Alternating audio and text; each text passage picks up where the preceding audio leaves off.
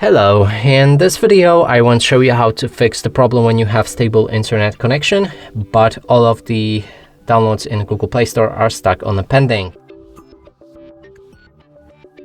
And to do this, first let's open our Google Play Store and here try to download something. We can go for basically any app, and when we hit the install button, okay, let's go with the setup, skip.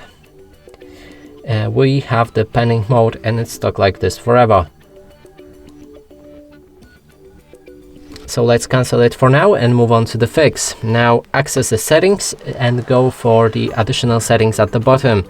Enter date and time, and here enable set time automatically. Now you can go back to your Google Play Store and try to install the same app. Now it works fine. And that's it for this video. Hope you like it. Please consider subscribing to our channel, leave a like and a comment below.